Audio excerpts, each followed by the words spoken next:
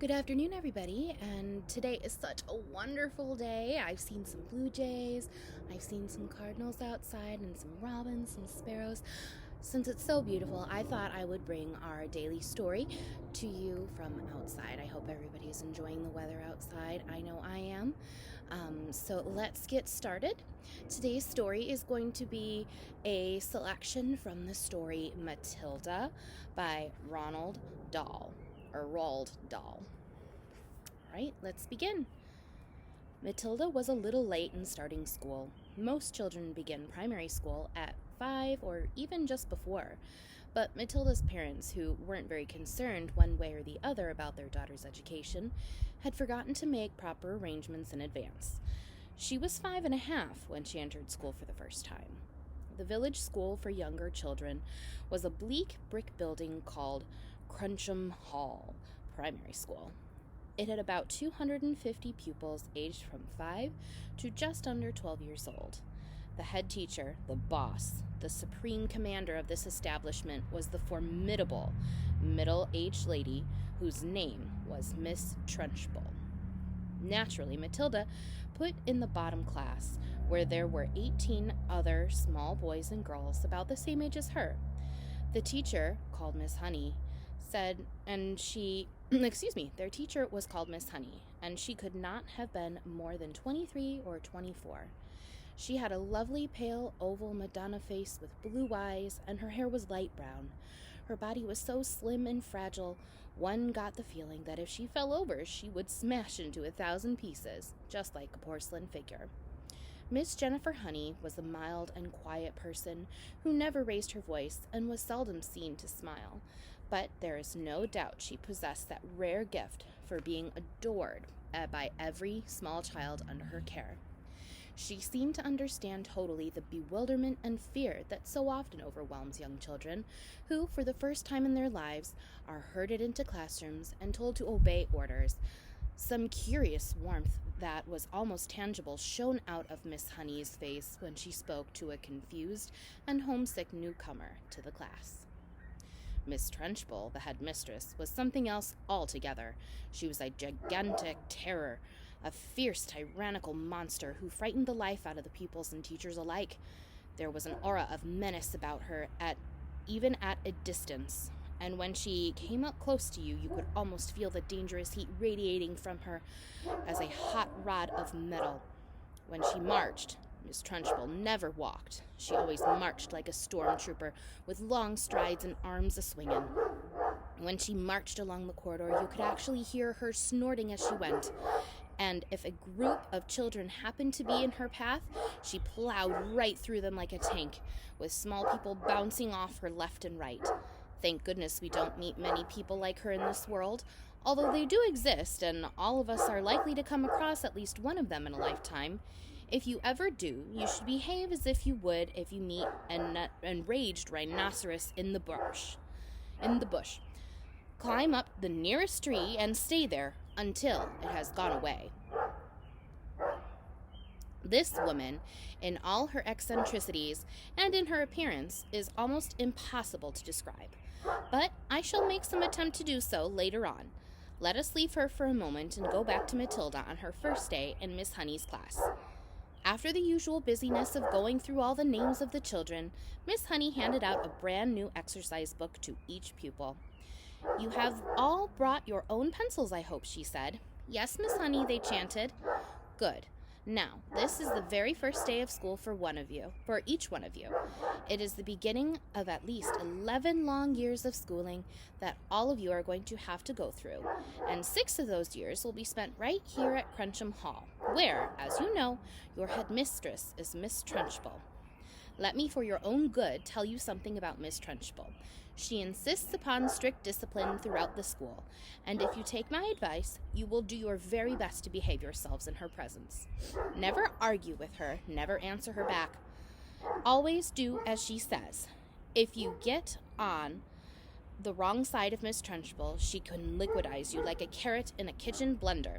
It's nothing to laugh about, Lavender. Take that grin off your face. All of you will be wise to remember that Miss Trunchbull deals very, very severely with anyone who gets out of line in this school. Have you got the message?" Yes, Miss Honey, chirped 18 eager little voices. I myself, Miss Honey went on, want to help you to learn as much as possible while you are in this class. That is because I know it will make things easier for you later on. For example, by the end of this week, I shall expect each one of you to know the 2 times table by heart. And in the year's time, I hope you will know all the multiplication tables up to 12. It will help you enormously if you do. Now then, do any of you happen to have learnt the 2 times table already? Matilda put up her hand. She was the only one. Miss Honey looked carefully at the tiny girl with dark hair and round, serious face sitting in the second row. Wonderful, she said. Please stand up and recite as much of it as you can. Matilda stood up and began to say the 2 times table. When she got to twice 12 is 24, she didn't stop. She went right on to twice 13 is 26, twice 14 is 28, twice 15 is 30, twice 16 is... Stop, Miss Honey said. She had been listening slightly spellbound to this smooth recital, and now she said, How far can you go? How far? Matilda said. Well, I don't really know, Miss Honey. For quite a long while, I think. Miss Honey took a few moments to let this curious statement sink in. You mean, she says, that you can tell me what 2 times 28 is? Yes, Miss Honey. What is it? 56, Miss Honey. What about something much harder, like 2 times 487? Could you tell me that? I think so, yes, said Matilda. Are you sure? Why, yes, Miss Honey, I'm fairly sure. What is it then? 2 times 487. 974, Matilda said immediately. She spoke quietly and politely, and without any sign of showing off. Miss Honey gazed at Matilda with absolute amazement, but when she next spoke, she kept her voice level. That is really splendid, she said, but of course, multiplying by 2 is a lot easier than some big numbers. What about the other multiplication tables? Do you know any of those? I think so, Miss Honey.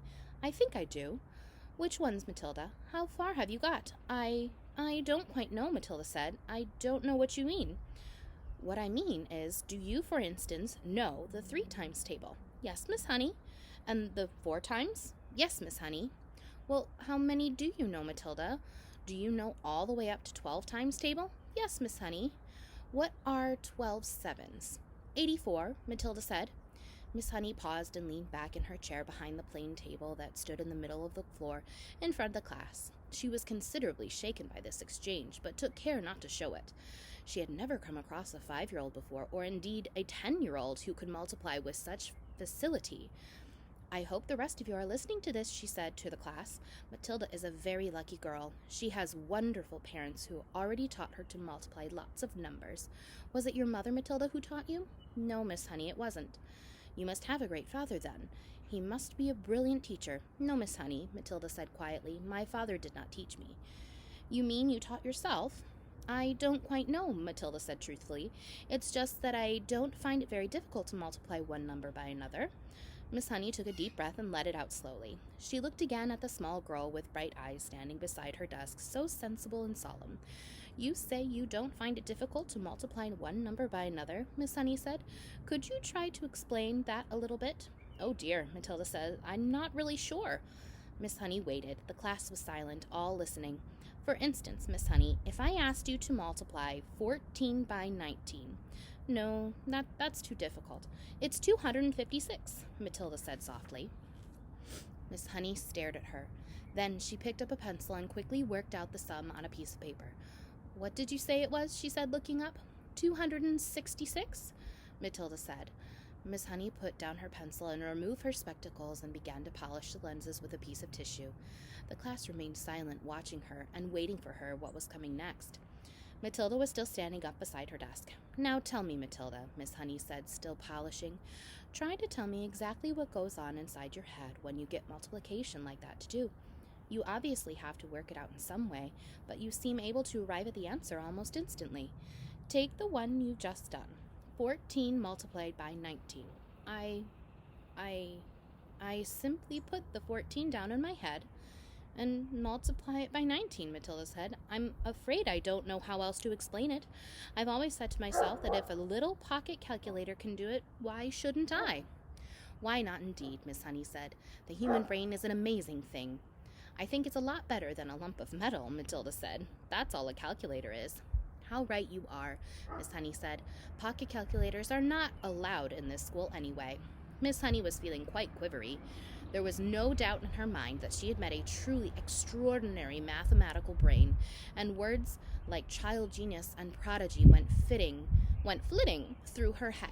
She knew that these sorts of wonders do pop up in the world from time to time, but only once or twice in 100 years.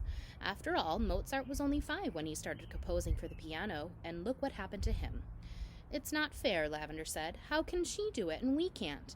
Don't worry, Lavender. You'll soon catch up, Miss Honey said, lying through her teeth. At this point, Miss Honey could not resist the temptation of exploring still further the mind of this astonishing child. She knew that she ought to be paying some attention to the rest of the class, but she was altogether too excited to let that matter rest. Well, she said, pretending to address the whole class, let us leave sums for a moment and see if any of you have begun to learn to spell. Hands up, anyone who can spell cat. 3 hands went up. They belonged to Lavender, a small boy called Nigel, and Matilda. Spell cat, Nigel. Nigel spelled it. Miss Honey now decided to ask a question that normally she would not have dreamed of asking a class on their first day. I wonder, she said, whether any of you 3 who know how to spell cat have learned how to read a whole group of words when they are strung together in a sentence. I have, Nigel said. So have I, Lavender said. Miss Honey went to the blackboard and wrote with her white chalk the sentence, I have already begun to learn how to read long sentences. She had purposefully made it difficult. She knew that there were precious few 5-year-olds around who would be able to manage it. Can you tell me what this says, Nigel? She asked. That's too hard, Nigel said. Lavender? The first word is I, Lavender said. Can you read the whole sentence? Miss Honey asked, waiting for the yes she felt certain was going to come from Matilda. Yes, said Matilda. Go ahead, Miss Honey said. Matilda read the sentence without any hesitation at all. That really is good indeed, Miss Honey said, making the understatement of her life. How much can you read, Matilda? I think I can read most things, Miss Honey, Matilda said, although I'm afraid I can't always understand the meanings. Miss Honey got to her feet and walked smartly out of the room, but was back in 30 seconds carrying a thick book. She opened it at a random place and placed it on Matilda's desk. This is a book of humorous poetry, she said. See if you can read it out aloud. Smoothly, without a pause, and a nice speed, Matilda began to read. An epicure dining at Crewe found a rather large mouse in his stew. Cried the waiter, don't shout, and wave it about, or the rest will be wanting one too.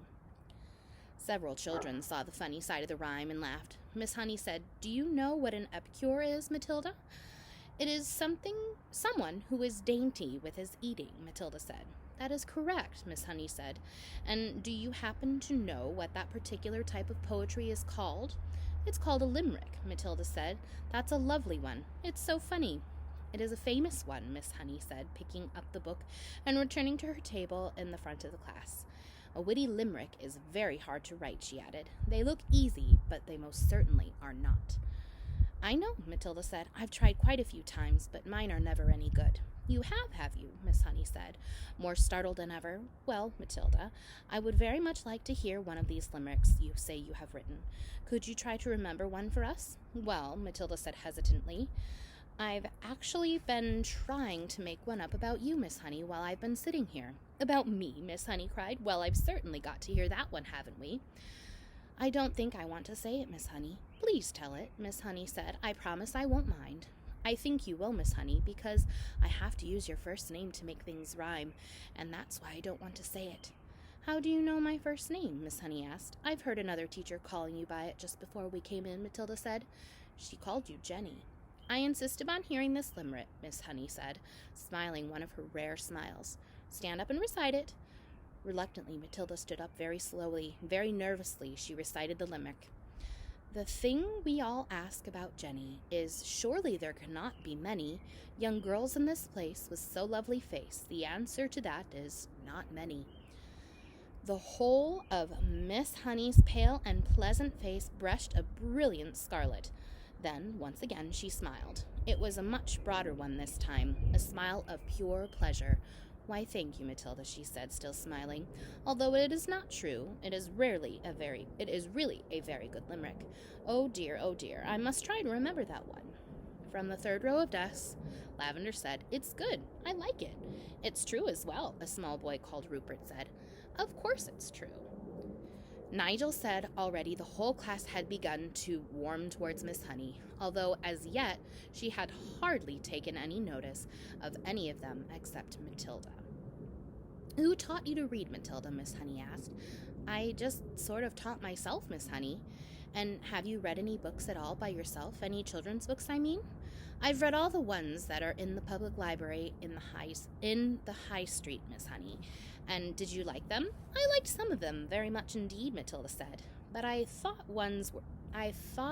others were fairly dull. Tell me the one that you liked. I liked The Lion, the Witch, and the Wardrobe, Matilda said. I think Mr. C.S. Lewis is a very good writer, but he has one failing. There are no funny bits in his books. You are right there, Miss Honey said.